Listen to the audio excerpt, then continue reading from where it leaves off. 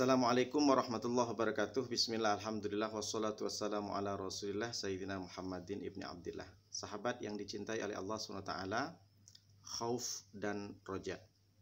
Khauf itu adalah takut, rasa takut. Roja adalah harapan. Berarti ini ada dua sifat yang mesti dimiliki oleh seorang mukmin, orang yang beriman, yang betul-betul ingin mencari ridha dan rahmat Allah SWT. Ibarat burung, dia akan mencari setiap hari makanan untuk mencukupi kebutuhan anggota keluarganya. Nah, burung ini tidak akan bisa mendapatkan makanan itu kalau dia tidak lengkap sayapnya. Jadi, sifat khauf dan roja ini adalah dua sifat yang tak boleh hilang dari seorang mukmin. Jadi, ibarat dua sayap burung ini, kalau satu saja patah, maka dia tidak bisa melaksanakan dan menjalankan aktivitasnya untuk mencari kebutuhan anggota keluarganya. Jadi seorang manusia kalau dia memiliki sifat khauf saja, takut di sini yang dimaksud adalah bukan takut cemas, khawatir terhadap takdir Allah, terhadap masa depan, bukan, tapi takut kepada Allah. Ketika orang hanya ada sifat takut saja kepada Allah, tidak ada rasa roja, maka dia akan menjadi orang yang putus asa. Putus asa itu adalah dosa besar. Karena dia akan melahirkan sebuah sifat-sifat yang lain seperti contoh syu'dzon kepada Allah, tidak husnudzon. Selalu merasa bersalah, selalu merasa berdosa, sehingga tidak ada harapan dia untuk bisa masuk surga. Sebaliknya kalau orang hanya ada harapan saja, dia yakin Allah akan mengampuni dosanya, maka dia tidak akan pernah berhenti untuk melakukan maksiat, sehingga dia tidak terhindar dengan maksiat. Nanti kalau saya minum khamar, nanti kalau saya main judi slot, nanti kalau saya berdosa, kan ada istighfar, tinggal bertobat. Allah akan memberikan tobat kepadaku. Allah itu Maha Rahman, Allah Maha Rahim, Allah Maha memberikan kasih sayang. Tak mungkin Allah tidak mengampuni. Maka orang ini dimaksud adalah tidak punya azab kepada Allah. Bisa dibilang orang kurang ajar. Maka disebutkan dalam surat Al-Anbiya ayat 90, ini terjadi kepada keluarga Zakaria, yaitu orang tua dari Nabi Yahya. Apa kata Allah? Fastajabna lahu, aku sudah kabulkan kepada Zakaria. Wa wahabna lahu Yahya, dan aku berikan anak namanya Yahya kepada istri Zakaria. Wa aslahna lahu. Jadi istri Zakaria, Nabi Zakaria ini adalah mandul, sudah tua renta ketika dia mendapatkan Nabi Yahya. Jadi secara akal tidak mungkin, secara logika tidak mungkin dia akan memiliki anak. Tapi karena innahum kanu yusari'una, dan mereka itu, keluarganya ini selalu bersegera dalam fil khairat, dalam kebaikan, mengerjakan kebaikan, amal kebaikan. Wa yad'unana raghaban wa rahaba, dan mereka berdoa kepadaku, kata Allah, dengan sifat raghaba wa rahaba, dengan sifat khauf, cemas, rahaba, dan dengan sifat harap. Artinya berdoanya bukan hanya sekedar dia takut, tapi dia berharap kepada Allah. Wa kanu lana khosyiin, dan mereka semuanya, keluarga Zakaria dan Yahya ini adalah orang-orang yang khusyuk kepada Allah. Ini ada dua, ada rasa takut dan ada rasa harap. Dalam masalah apa? Tentu dalam masalah ibadah dan dalam masalah muamalah. Contoh yang pertama, rasa takut. Rasa takut itu apa? Menumbuhkan ketika kita beribadah rasa takut kepada Allah. Takut itu apa? Takut terhadap ancaman Allah. Orang yang tak beribadah, orang yang tidak beramal soleh, tentu Allah akan berikan ancaman, siksaan, yaitu neraka. Berapa banyak Allah sampaikan ancaman di Al-Quran, dan bahkan Rasulullah pun dalam hadis pun memberikan barang siapa yang tidak sholat, tentu wailul lil musallin, neraka wail bagi orang yang tidak sholat. Kan jelas. Nah, yang pertama, takut dalam masalah ibadah. Ketika dia sholat, ketika dia beribadah, seakan-akan dia diawasi oleh Allah. Anta budallaha ka'annaka tarahu fa illam takun tarahu fa innahu yarak. Ketika kita sholat, betul-betul kita khusyuk dalam melaksanakan sholat itu. Kenapa? Karena yakin dalam hati kita ada rasa takut Allah mengawasi kita. La ta'khuduhu sinatun wa la naum. Allah tidak pernah ngantuk, Allah tidak pernah tidur.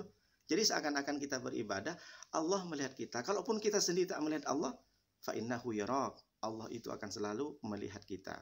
Allah akan selalu mengawasi kita. Bagaimana agaknya seorang pencuri ketika dia masuk ke rumah atau masuk ke supermarket, tiba-tiba dia melihat CCTV, dia akan kabur. Anda sedang diawasi TV. Begitu takutnya orang itu. Karena apa? Dia yakin dalam hatinya, dia yakin pada dirinya bahwa saya sedang diawasi. Begitu juga ketika kita sholat beribadah kepada Allah. Kalau kita merasakan ada rasa takut kepada Allah, maka tentu kita khusyuk. Ini dalam masalah ibadah. Lalu dalam masalah muamalah, Allah sudah menyampaikan. Bagaimana kata Allah di surat Al-Mutaffifin? Wailul lil mutaffifin, celaka bagi orang yang mencurangi timbangan. Alladzina idza talu 'alan nasi yastaufun idza kaluhum aw wazanuhum yukhsirun. Orang yang mencurangi timbangannya, dia tidak punya rasa takut dalam muamalah sehingga dia mudah untuk mencurangi timbangannya. Nah, bagaimana ciri orang yang mencurangi dalam perdagangan timbangannya? Karena ketika dia itu membeli, sifat orang-orang seperti ini, orang jahiliyah zaman dahulu, dia pengen kurang, tambahinlah, itu belum cukup itu timbangannya, tambahinlah. Tapi ketika idza kaluhum aw wazanuhum yukhsirun, tapi ketika posisi dia sebagai pedagang, dia akan mencurangi.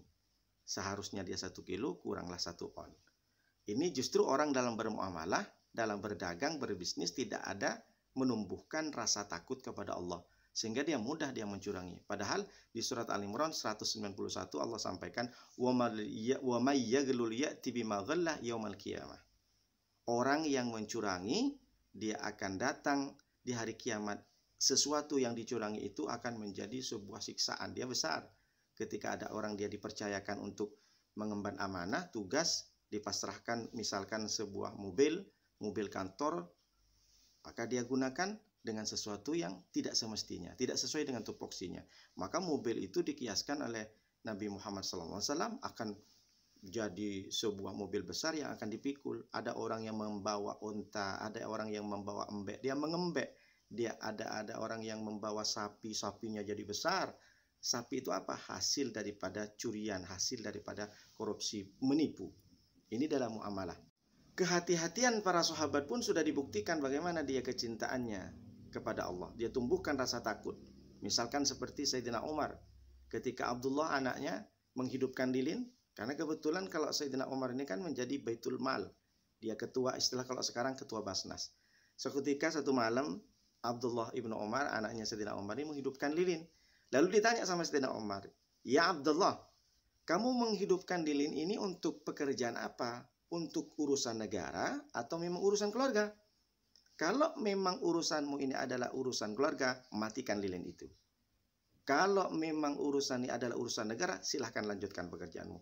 Begitu dan betapa besar rasa takutnya Sayyidina Umar kepada Allah, sehingga penuh dengan kehati-hatian dalam melaksanakan suatu amanah. Anaknya saja hidupkan lilin. Tapi kalau sekarang kita lihat, jangankan lilin, lampu 1000 watt digunakan, padahal bukan sesuai dengan tupoksinya. Lampu ini digunakan untuk bekerja, tapi justru digunakan untuk pribadi. Na'udzubillah min dzalik. Jadi rasa takut kepada Allah ini, baik itu dalam ibadah ataupun muamalah, seperti itu. Lalu yang kedua yang mesti harus dimiliki sifat dari seorang yang beriman kepada Allah dalam beribadah ataupun dalam muamalah, tidak cukup rasa takut kepada Allah. Dia mesti harus tumbuhkan rasa harap. Karena kalau tidak ada rasa roja, rasa harap, orang ini pasti akan putus asa. Bagaimana nanti akankah Allah mengampuni dosa saya? Selama kita masih mau bertobat kepada Allah, seberapapun, seterpuruk apapun posisi kita dalam keadaan yang mungkin terjerumus dalam dosa besar, kalau dia tidak punya harapan bahwa Allah akan memberikan rahmat, bahwa Allah akan memberikan ampunan, maka dia tidak akan menjadi orang yang bisa move on, kata orang sekarang. Padahal Allah menyampaikan, la taqnatu mir rahmatillah, ada wala tai'asu mir rahillah, innallaha yaghfirud dzunuba jami'a. Jangan pernah merasa putus asa untuk mencari rahmat Allah. Jangan pernah merasa sudah tidak akan Allah ampuni dosa kita. Maka dalam bermuamalah ataupun beribadah, kita mesti harus ada harapan. Ada harapan besar. Apapun keadaan kita, Allah akan memberikan harapan. Faman kana yarju liqa rabbih falyamal amalan shalihan wa la yusyrik bi ibadati rabbih ahada. Surat Al-Kahfi ayat 100. Allah menyampaikan barang siapa yang berharap kepada Allah, maka dua syaratnya. Dia mesti harus beramal soleh, lalu kemudian dia tidak pernah syirik, tidak pernah menduakan Allah. Jangan pernah berharap kepada manusia, manusia akan bisa menjadi musuh. Jangan berharap kepada benda, benda itu akan musnah. Jangan pernah berharap kepada selain Allah, karena semuanya akan hilang, tapi berharaplah kepada Allah, karena itu akan kekal selama-lamanya. Jadi dalam setiap ibadah, dalam setiap muamalah, kita mesti harus ada harapan. Jangan pernah putus asa. Betul kita dianjurkan oleh Allah, dianjurkan oleh Rasulullah, harus ada rasa takut dalam setiap bermuamalah, dalam beribadah, agar kita menyadari bahwa Allah memberikan ancaman. Tapi di sisi lain kita mesti harus berharap Allah akan bisa memberikan rahmat dan ridho. Bagaimanapun kondisinya, kita dalam beribadah ataupun dalam bermuamalah, berbisnis, mengerjakan sesuatu, berbuat sesuatu, jangan pernah lepaskan rasa harap. Tetap kita husnudon kepada Allah, Allah akan pasti mendengar doa kita. Jadi meskipun hari ini, kenapa Allah tidak pernah mengabulkan permintaan saya? Padahal saya sudah takwa, padahal saya sudah bermuamalah dengan baik, padahal saya sudah beribadah dengan baik. Tapi kenapa permintaanku, permohonanku belum terpenuhi oleh Allah? Boleh jadi Allah akan berikan nanti di surga. Tidak diberikan ketika di dunia. Jadi jangan pernah berputus asa kita. Jadi seperti orang yang mungkin dalam keadaan terpuruk, berdosa besar, janji Allah di surah Al-Furqan ayat 70, illa man tabah wa amana wa amila amalan salihah faulaika yubaddilullahu sayyiatihim hasanat. Orang yang seterpuruk-puruknya dia melakukan dosa, bermaksiat, misalkan membunuh atau berzina, berjudi dan segala macam, tapi kalau dia datang kepada Allah, dia tobat, dia mengakui dosanya, beristighfar kepada Allah, taubatan nasuha, maka kata Allah, dia bertobat, lalu kemudian dia ganti dengan amal-amal soleh yang sebelumnya dia amal-amal yang jahat, maka Allah akan mengganti semua perbuatan yang sebelumnya itu menjadi sayyiatihim hasanat, perbuatan buruknya menjadi hasanat, menjadi kebaikan-kebaikan. Jadi jangan hanya sebagai manusia, orang beriman kepada Allah, menumbuhkan rasa takut dengan ancaman, tapi kita mesti harus husnudzon kepada Allah, harus berbaik sangka, kita tumbuhkan rasa raja, rasa harap bahwa Allah akan memberikan rahmat dan kasih sayang kepada kita, ridho kepada Allah SWT. Jadi dua sifat ini mesti harus dimiliki oleh orang beriman yang mengaku cinta kepada Allah, cinta kepada Rasulullah, sifat khauf dan roja, takut akan ancaman Allah, dan roja selalu berharap. Jangan pernah berpikir bahwa Allah akan menyiksa kita kalau kita ingin tobat dan kita ingin beramal soleh. Insya Allah Allah akan berikan kasih sayangnya dan ridho kepada kita semua. Demikian, mudah-mudahan bisa bermanfaat. Assalamualaikum warahmatullahi wabarakatuh.